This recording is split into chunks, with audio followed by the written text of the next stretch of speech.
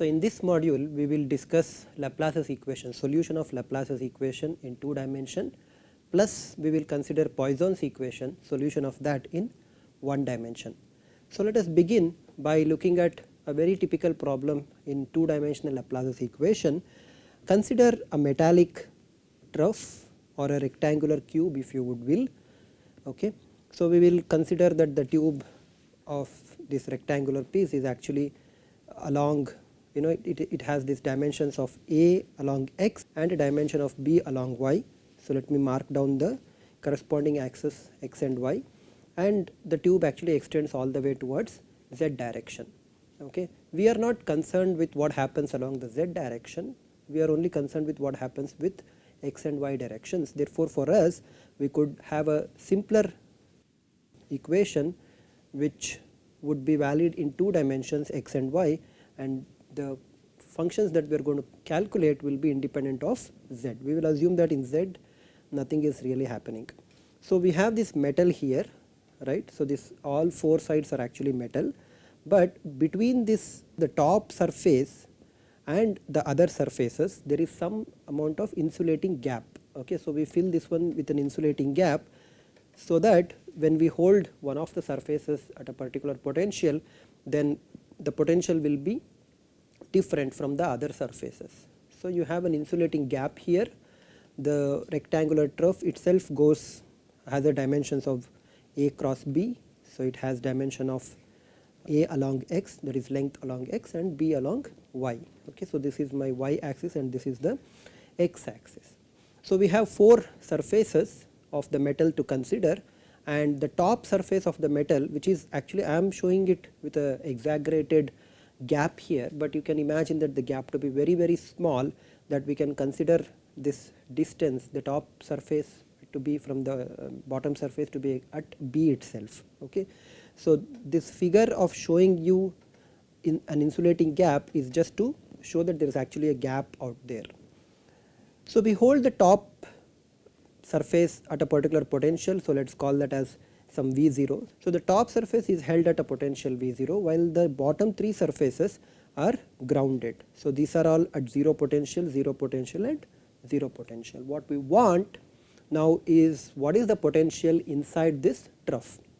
So, clearly the potential, to calculate the potential inside this trough, we need to solve Laplace's equation, and we need to solve Laplace's equation in 2 dimensions. This particular problem that we are going to discuss is kind of important because it illustrates a very important technique of solving 2 dimensional equations and 3 dimensional equations later, which we will be using them when we solve for waveguide modes. Okay. Moreover, this is sort of a canonical problem that will be considered when we want to discuss the numerical solutions of Laplace's equation. So, for these 2 reasons, this problem that we are going to discuss in this module is actually very important. Okay. Now, this is our problem. To reiterate what the problem is, we have a metallic trough. Okay. So, you could identify the metallic trough over here. It has 4 surfaces. 3 of those surfaces are held at a particular potential of 0 volts. The top surface is held at a potential of V0. It is a constant potential. This is the potential that is held, and what we want is potential inside, which will be a function of both x as well as y coordinates. Okay. So, to solve that, we need to recall what is Laplace's equation. Laplace's equation for the potential V is del square V equals 0 as long as you are within the interior of this trough, right. And del square V, if the Laplacian in Cartesian coordinate systems, can be expressed as del square V by del x square plus del square V by del y square is equal to 0. There is another term del square V by del z square, but that is not really important for us because our potentials are independent of that z coordinate. So, we have this 2 dimensional Laplace's equation that we need to solve, subject to certain boundary conditions, right. So, what are the boundary conditions we have here? We have 4 boundaries, and we can write down 4 conditions, boundary conditions over here. So, the first boundary condition is what happens at x equal to 0 and at x equal to a walls. So, you can think of these 4 surfaces as sort of 4 walls, and what happens to the left wall and the right wall is that the potential there at x equal to 0, and for all values of y the potential is equal to 0, right. This is the left wall. So, this is the left wall here. Okay. Of course, y needs to be between 0 to b, right. So, it is in this region that we are applying Laplace's equation. Therefore, there is a limit for y, but at x equal to 0, the left wall, no matter what point you pick on the wall, the potential is going to be 0. Okay. Similarly, what would happen to the right wall? On the right wall you have the same boundary condition, that at x equal to a, for all values of y this will be equal to 0 as long as y is between 0 to b. Okay. So, consider now what are the boundary conditions for the bottom and the top walls. For the bottom wall the potential is still equal to 0. You can see that the bottom wall is grounded. The potential there is described by whatever value of x between 0 to a, but y is equal to 0 on the bottom surface. So, this potential is also equal to 0 as long as x is between 0 to a. The limit for x is between 0 to a. So, there remains only one additional boundary condition that we can apply, and that is the potential of the upper surface, right, or the upper wall. And the boundary condition there is for all values of x, but at y is equal to b. Remember, we said that the insulating gap is going to be very small. So, at y equal to b the upper surface is located, but the potential at all the points along x is equal to V0, right. So, this is again the same condition, that x has to be between 0 to a. Clearly, if V0 is equal to 0, then the potential everywhere will be equal to 0, and there is nothing that you would want to solve the problem there. Okay. So, our problem, which is the physical problem that of having a metallic tube, okay, or in the 2 dimensions a metallic trough having dimensions of a cross b, right, with the appropriate boundary conditions of 3 walls being grounded and 1 wall being held at V0 potential, reduces to solving a mathematical equation known as the second order partial differential equation, subject to 4 boundary conditions that we have here. The left and the right as well as the bottom walls have the potential 0, while the top wall has a potential V0 or V0. So, how do we solve this type of partial differential equation? Well, there are many ways of solving partial differential equation. Unfortunately, there is no general way of solving these equations.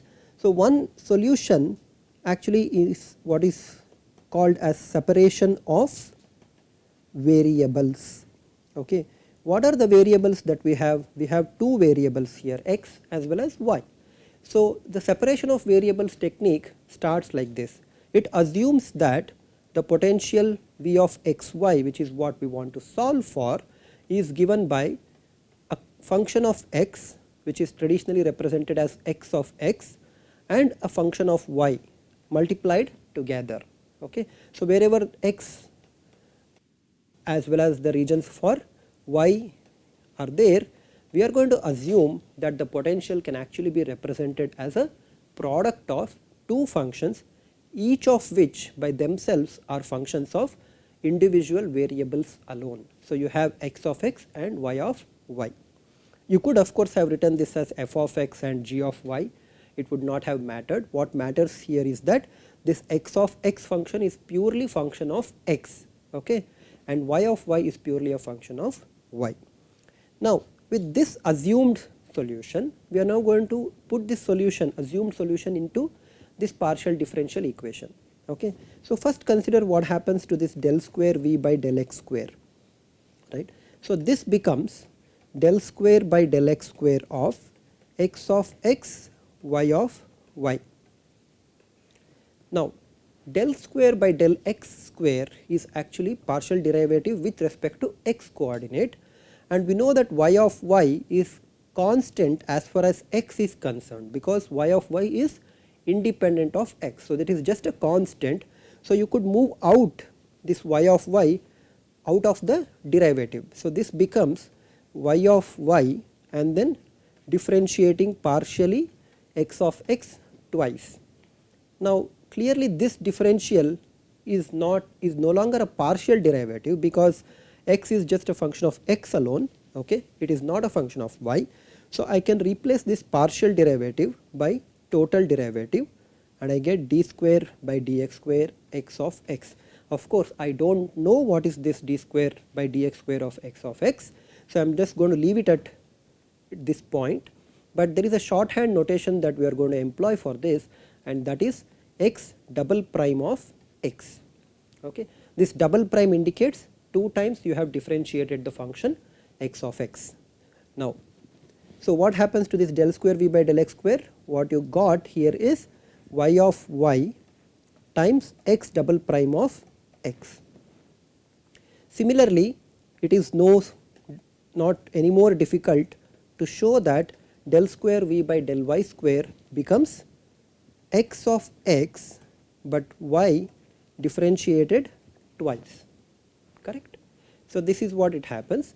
Now, you go back to the full partial differential equation that we were solving. The partial differential equation is the sum of del square v by del x square and del square v by del y square is equal to 0, right. Inside that region where we were considering the Laplace's equation, this sum of these 2 terms must be equal to 0. So, you have x of x, we can write this as x double prime of x, y of y, which is del square v by del x square, plus x of x y double prime of y is equal to 0. Now, we are going to do an important operation which our mathematical friends would certainly not agree upon. Without really going into the details of why we are doing this, what we will do is we will simply divide this equation by x of x into y of y. Now, clearly this is not, at the beginning it does not really seem like a good idea to do this, because it might just so happen that x of x at a particular point x and y of y at a particular point y could be equal to 0, which means that we are dividing 0 by 0, and that would be really absurd. But without really bothering about that small detail, let us go ahead and divide this and see what we get. Okay. So, we divide on both sides by this quantity x of x, y of y. So, when I divide this one, from the first term y of y vanishes, from the second term x of x cancels out. When I said vanishes, I meant cancels out, and what you get is x double prime of x divided by x of x plus y double prime of y divided by y of y is equal to 0. Now, here is where our second important observation that needs to be made. What can you say about the nature of this term x double prime of x by x of x? Clearly, no matter what value of x you choose, since the sum of these two must be equal to 0, and moreover x will be independent of y, in essence or in effect this x double prime of x by x of x must be a constant, right. It should be a constant. Let us call this as kc square. Okay. So, let us call this as kc square, and this is essentially a constant. Okay. What will happen to the second term here? No matter what value of y you take, the sum of these two must be equal to 0, and we have just seen that x double prime by x is actually a constant. So, y double prime of y by y must be another constant, and that constant will be equal to minus kc square. Why should it be minus kc square? Because only then the sum of these two will be equal to 0. So, this is very important. Please note what we have done over here. The first instant we reduce the partial differential equation by the separable variable method, and then divided that by the assumed solution x of x, y of y, to eventually arrive at an equation in which both the terms that form the sum are actually constants. Okay. So, since these are constants and these are second order ordinary differential equations, there are solutions for this.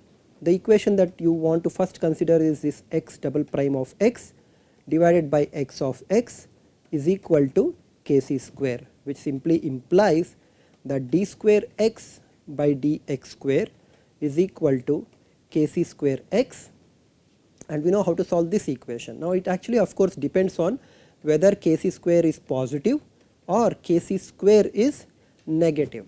If kc square is positive, the solutions for this would be in the form of hyperbolic cos x, okay, plus hyperbolic sin x, or equivalently it would be in the form of e to the power or exponential plus or minus x with some constant kc of course in between. Okay. So, the solutions will be in the form of either hyperbolic cosine and sine functions, or it would be in the form of increasing and decreasing exponentials, the superpositions of these with appropriate constants that are multiplied. So, let me just write down the constants also here. So, you have hyperbolic cos of kc x, hyperbolic sine of kc x, and or the solution here could be exponential of kc x plus exponential of minus kc x with certain constants a, b. Similarly, you have a and b over here. So, this would be the condition when kc square is a positive number. So, if you assume kc square to be a positive number, these are the solutions for x of x. Now, if kc square is positive, the second equation becomes y double prime by y, right. This was equal to minus kc square, and therefore, this term on the right hand side will be negative because kc square is positive, minus kc square is negative.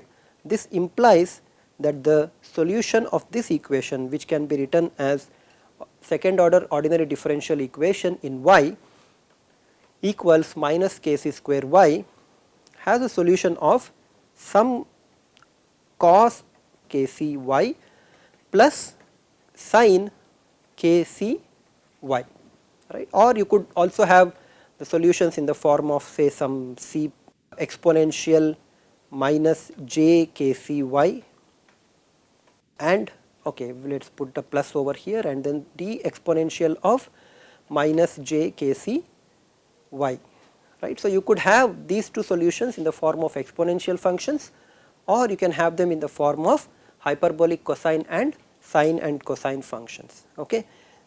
If kc square is negative to begin with, well, then you just interchange the hyperbolic cosine with cos and hyperbolic sine with sine, and then you will be good to go. Okay. So, to just briefly remind you what we were doing, we had this metallic tube. Okay. The top surface of the metallic tube was held at a potential V0. The other three surfaces were held at ground potential. The Laplacian equation in 2 dimensions is this: del square V by del x square plus del square V by del y square equals 0, subject to boundary conditions, and we applied the method of separation of variables. We assumed a solution in the form of x of x, y of y, and then we substituted that, divided the resulting expression by x of x into y of y. Okay. And then we found that each of those terms, which are functions of x alone, functions of y alone, if they have to be equal to 0, the sum of them have to be equal to 0, then better both the terms be equal to constants, and if one of them is a constant kc square, then the other term must be equal to minus kc square, so that the sum is actually equal to 0. This reduces the second order partial differential equation into two second order ordinary differential equations in x and y, and the corresponding solutions depend whether you have assumed a constant kc square as positive or negative. Okay. So, these are our solutions. We will assume the same thing. So, if you now want to reconstruct what the original function v of x y was, we know that this must be equal to x of x and y of y. Okay. So, that would mean multiplying each of these assumed solutions. Okay. So, let me write down that, and you can actually have these solutions not just one solution, there could be multiple values for this argument. Okay. So, the most general way that I can write down the solution for this is to write this as summation over m hyperbolic sine, hyperbolic cos, and then kc m x, okay, with an appropriate constants, that would be am and bm, multiplied by cm and dm sine of kcm y cos. So, this is a shorthand way for me to represent the fact that the solutions are hyperbolic sine and hyperbolic cos. Sine and cos are functions of kcm x and kcm y. Okay.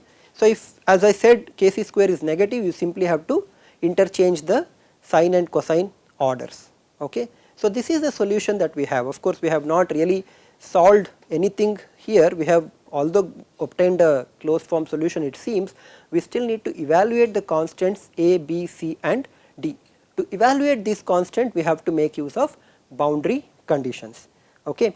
So, let us first consider the boundary conditions which we had at the constant walls, that the left wall as well as the right side wall. So, you have v of x equal to 0 or x equal to a at for all values of y the potential function was 0 as long as y was 0 to b, right. So, you could actually now substitute what happens to this.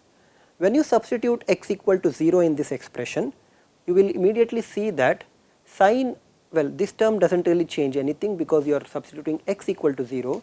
So, what you get here is hyperbolic sine of h of 0 and hyperbolic cos of h of 0 are actually 0. Okay. Let us just do one thing. So, we have assumed kc square is greater than 0, let us assume kc square is less than 0, that is negative. So, what will happen is these solutions will simply switch, right. Sorry about this small confusion, it does not really matter which one you assume, but for some reason I would like to take kc square as negative. So, I just have to switch sine and cos terms. So, let me switch here and become sine cos, hyperbolic sine and hyperbolic cos. Okay. So, these are the solutions that I have, because I really wanted to bring out this kcm kind of x solution. Okay. You will see why I had to switch this around very shortly. So, because the point is that at x equal to 0, the left wall at x equal to a, the right wall, the potential would have to be equal to 0, and if you assumed hyperbolic sine and hyperbolic cos for functions of x, it would have been little difficult to get that boundary condition. Rather than it is easy to get that boundary condition when you know that it is a sine type of function, right. So, you can kind of guess that the solution has to be a sine type of function, because the solution for sine can be made to go to 0 at the boundary points by choosing appropriately the value of kcm. Okay. So, that is the reason why I switched between sine and hyperbolic sine for x and y functions. Okay. Coming back to boundary condition, apply x equal to 0, you will see that sine of 0 will be 0, and at sine of a this term will be something like sine kcm of a, but if sine of the term is equal to 0, right, it implies that bm must be equal to 0, because when you apply x equal to 0, this term am sine kcm of x vanishes, whereas cos of 0 is equal to 1. Therefore, what you will get here is bm, and that bm must be equal to 0. So, if you apply the boundary condition to the left, you get that bm must be equal to 0, and you still do not know what is am, but you have another condition at v of x equal to a, right. So, when you substitute x equal to a, the potential must again go to 0, which means that you have sine kcm at x equal to a going to 0. When can this happen? Whenever kcm into a, the argument of the sine function, is some multiple of pi, right. So, whether it is 0 or it is pi, 2 pi, 3 pi and so on, as long as m is an integer, right, this kcm times a, if it is equal to an integer multiple of pi, then sine of that term will be equal to 0 and your boundary condition is satisfied. So, what it has actually given us is an expression for kcm. Kcm is actually m pi by a, right. So, this equation implies this, and this equation simply implies that kcm must be equal to m pi by a. Now, you see why we had written down this value of m, because you have an infinite number of solutions available to you if you change the values of m. Okay. So, that dependence on m is what I have captured here by, instead of writing this as kc, I have written this as kcm. Now that we have kcm found out, right, now I still have two more boundary conditions that I need to apply. I can apply the boundary conditions now. Okay. Before I apply, let me just write down what has happened to v of x y, right, because we have shown that b is equal to 0, the solution simply becomes am sine, now I know what is kcm, which is m pi by a, right.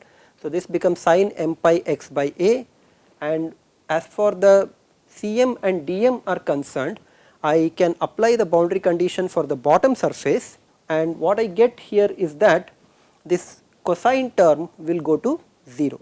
Okay. So, by applying boundary conditions at the bottom surface, this cosine function goes to 0. Okay. So, with that the solution becomes sine hyperbolic m pi by a, that is the kcm there, and you still have value of y here. Okay. So, this is the solution that we now have after applying 3 boundary conditions. The boundary condition to the left and right gives you, eliminates bm, gives you a value of kcm, and the boundary condition at y equal to 0, when you apply, you will see that the cosine term goes to 0, and then you get that the solution has form of sine m pi by a x hyperbolic sine m pi by a into y. I still have to find out one boundary condition here, I mean one constant here, which is a m. To obtain that, let me apply the last boundary condition that is remaining, which is at the top wall y is equal to b, the potential there will be equal to V0, right. So, if you apply that boundary condition, substitute for y equal to b, and you get a m sine m pi x by a. Remember, you are applying y equal to b, not x equal to b. For hyperbolic sine, you are going to write this as m pi by a into b. Okay. So, this must be equal to V0. Okay. Now, this solution that we have written over here is valid for all values of x as long as x is between 0 to a, right. So, on the top surface x is between 0 to a, and this solution is valid. To find out what is the value of a m, I just have to recognize something about this solution, right. Something about this box solution should actually remind you of a Fourier series with the Fourier expansion terms a m sine hyperbolic m pi by a into b, right. So, if you remember what the trigonometric form of the Fourier series expression for some f of x was, it had some constant a0, it had some constants a n cos some omega n x, right, summed over all values of integer values of n, plus you had a constant b n sin omega n x, right, for a function which has a periodicity of certain period in the function f of x, right. So, this is the form of the trigonometric form of the Fourier series, wherein you have f of x, a periodic function, being represented by this series, right. So, clearly if you compare the box solution with this Fourier series, you will quickly recognize that there are no a terms here, because the term sitting here is sin m pi by a into x. So, if you think of this pi by a as the period or the fundamental period, then you have sin of some omega m x, right, where omega m is m pi by a, forms the mth harmonic or the mth multiple of the fundamental period. Okay. And then this sine hyperbolic m pi by a into b is a constant, right. So, because b is constant, a is constant, for different values of m, this sine hyperbolic term is also constant. So, this is really a Fourier series. So, let me just highlight this one and say this is actually a Fourier series. Okay. This Fourier series for a function sin m pi by a x with the expansion coefficients b n as a m sin hyperbolic m pi by a into b, and this Fourier series sum should be equal to V0. Now, these are the expansion coefficients. If you were to find out what is Bn, you would actually find that one by multiplying on both sides by a function sin omega k into x, right. So, you would multiply this one by sin omega k into x to obtain what Bk is, and then integrate this one over the appropriate period. Okay. So, maybe 0 to 2 pi if f of x is periodic with 2 pi, right. So, you integrate this one, and what it would bring out is that since sin omega kx and sin omega nx will be orthogonal to each other, then the integration will be valid only when n is equal to k, which then gives you the value of bk.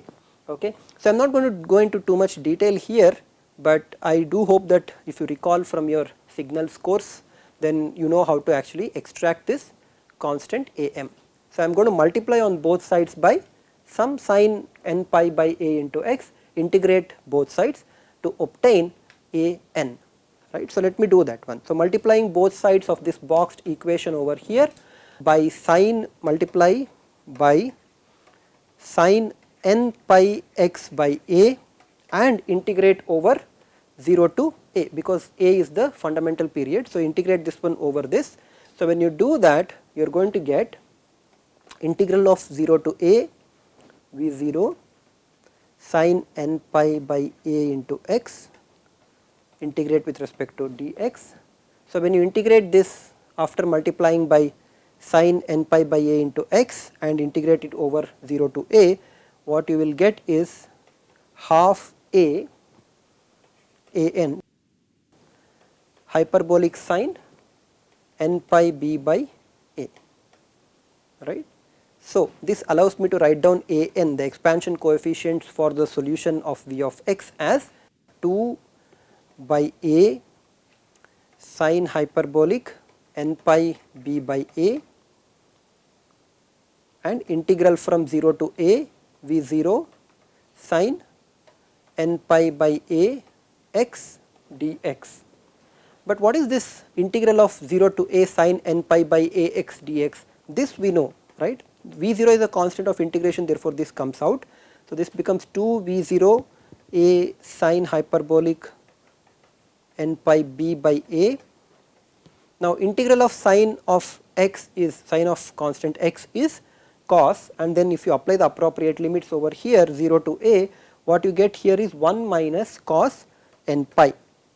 Now, I know what is cos n pi, it will be equal to minus 1 when n is equal to odd and 0 when n is equal to even, right. So, cos n pi will be equal to minus 1 when n is equal to odd, otherwise it will be equal to 0. So, what will happen to this one is that you are going to get 2 v0 divided by a sin hyperbolic n pi b by a, right, and 1 minus cos n pi is actually equal to 2 when n is equal to odd and 0 when n is equal to even. So, this 2 gets multiplied with this one.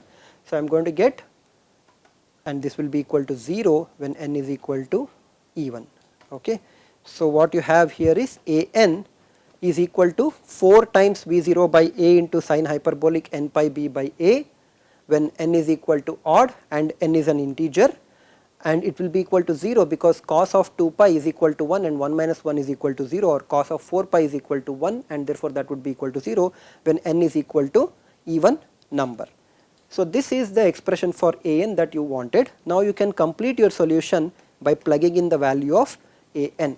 Then you have to understand that n can only take on odd values. So, you have 4 v0 divided by a.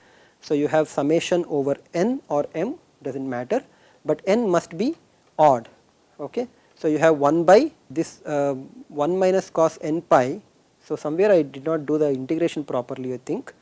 So, when you do the integration here, oh, I had to bring out this n pi by a as a constant. So, that would have made it a multiplied divided by n pi, right. So, sorry about that. So, this when it comes out, it would be 1 by n pi of a. So, it becomes a by n pi, a will cancel with each other, and what you get here is a by n pi.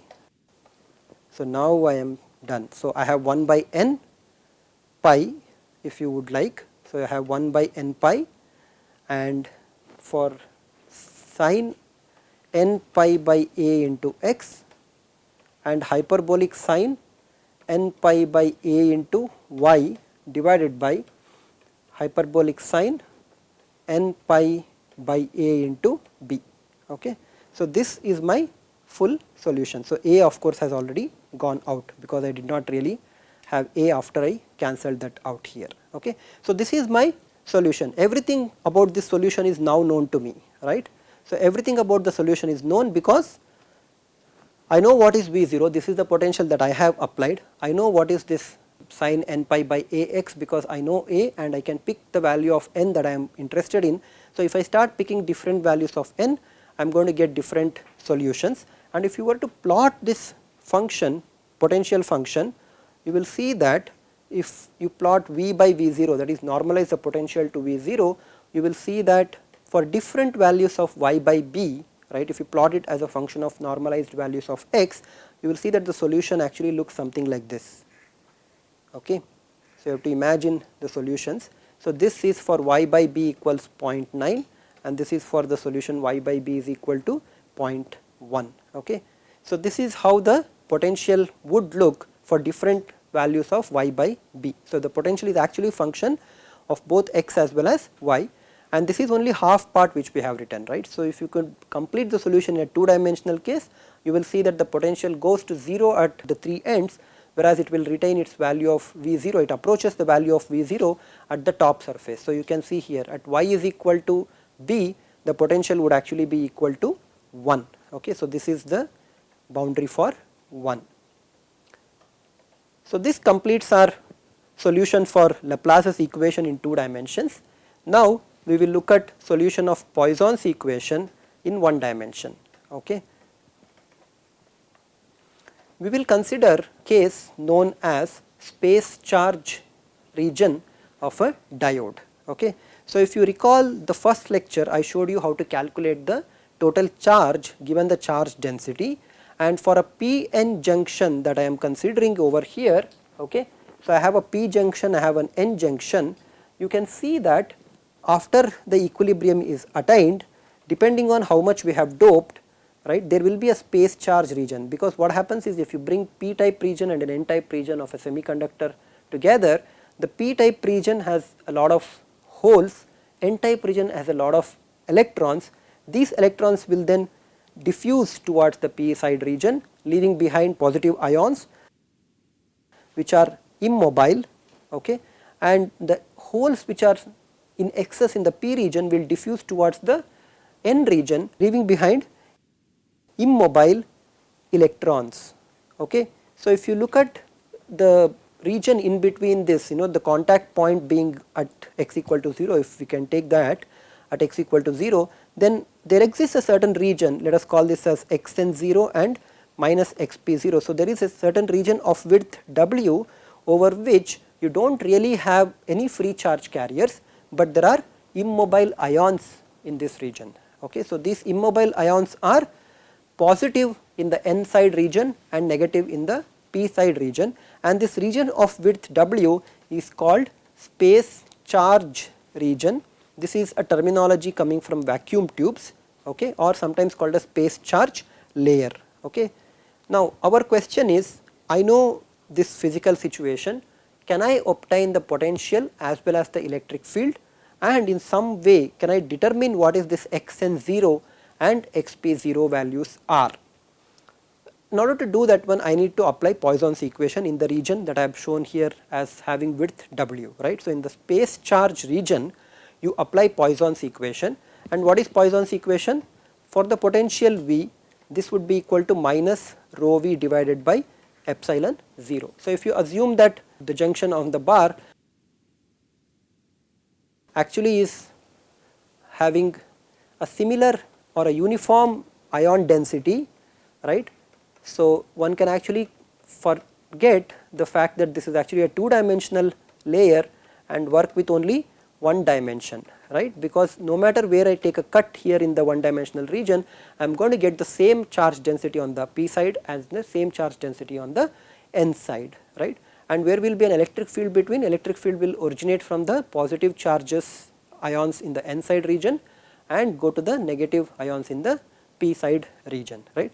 Because of this uniformness assumption, I can consider Poisson's equation only as a function of x. Now, to apply Poisson's equation, I need to know what is the charge density, and the charge density here is positive. So, let me write down what is the charge density here, and if q represents my charge, then the charge density here is q times nd, okay, q times nd standing for doping donor concentration, which actually gives you an excess of electrons, and the charge here on the p side region is negative, right, and it has a value of minus q n a. Okay. So, these are the charge densities that I have, positive charge density here and a negative charge density over here. In case you do not want to use Q, you can use the electron charge density E, and E will be equal to minus Q. Now, these are the charge densities in this region I know. Now, I need to apply Poisson's equation. Thankfully, this del square V becomes only d square V by dx square. This will be equal to minus rho V by epsilon 0, and rho V is Q times Nd, right. Q is the charge and Nd is the dopant concentration, and this is Na is the acceptor concentration. So, this equation actually becomes N dq divided by epsilon. Okay, let us not write this as epsilon 0 because the silicon has a different epsilon. Assuming that this was made out of silicon, it has a different value of epsilon. So, let me just write down this as epsilon. Epsilon, if you remember, must be equal to epsilon 0 times epsilon r. Epsilon r is the relative permittivity. So, you have q n d by epsilon, where between 0 to x less than x n 0, this is on the n side region, and you have minus q n a by epsilon for minus x p 0 to x less than 0, right. So, this is my problem now. The physical situation of having immobile ions on the p side and the n side and creating a space charge layer or a space charge region is now captured by Poisson's equation in one dimension, and this is the equation that we need to solve. This is an ordinary second order differential equation with the right hand side being a constant. So, the solution of this is fairly simple, right. So, the solution of this is very simple. So, if d square V of x by dx square is constant, some constant k1, then V of x is equal to k1x plus k2, where k1 and k2 are further constants that need to be evaluated, right. So, if you do that, and if you also recognize that electric field is minus gradient of V, in this case this would be minus del V by del x, right. So, I can directly write down the expression for electric field, have minus del by del x, del V by del x for Poisson's equation, right. So, del by del x of del V by del x is equal to the charge density minus rho V by epsilon. So, if I put minus sign on both sides, right, and a minus sign, this becomes plus, and this is nothing but electric field. So, if I write this as electric field del Ex by del x, this would be equal to plus rho V by epsilon, right. So, and this equation can be integrated to obtain rho V by epsilon times x plus some constant. Okay. Outside the space charge region there should only be a constant, right. Inside the constants could be different. So, if you write down what is Ex, Ex will be equal to outside the region some constant, outside x less than x minus xp0 it would be a constant C1, inside it would be Qna x plus xp0, right, divided by epsilon. This is the charge density, and integrating this one over and applying the appropriate limits for the integration, right. So, this integration limits must be minus xp0 to 0 for the n side region, sorry, p side region, and 0 to xn0 for the n side region. So, if you apply that, you will get a constant. So, here you have minus xp0 less than 0, this is the p side region, and you will have minus q n d by epsilon x minus xn0 plus the constant C1, okay, for 0 less than x less than xn0, and finally outside of this region you again have a constant x1. So, for x greater than xn0. So, you can evaluate all these constants, okay, because you know that the field outside must be equal to 0. So, all these C1 constants will become equal to 0, and the field essentially becomes equal to 0 outside. So, the field is actually equal to 0 outside, all these constants disappear, and this is the electric field that you have. You can also calculate the junction voltage by integrating the electric field from xp0 to xn0. So, you can calculate the junction voltage V as minus xp0, which is from the p side region, to xn0, right, with a minus sign, and integrating this expression for electric field will become equal to 2 epsilon xp0 square minus qn for the xp0, and this is q nd by 2 epsilon x n 0 square. Okay, so this is the junction potential. If you sketch the potential as well as the electric field, you will see that the electric field must go to 0. It actually starts like this and it goes to 0 beyond this xn0 on the n side and minus xp0 on the p side. Okay, so this is your electric field Ex. Okay, you can see that this is the electric field Ex, and if you sketch the potential, which would be an integral of this fellow, the potential would actually be something like this.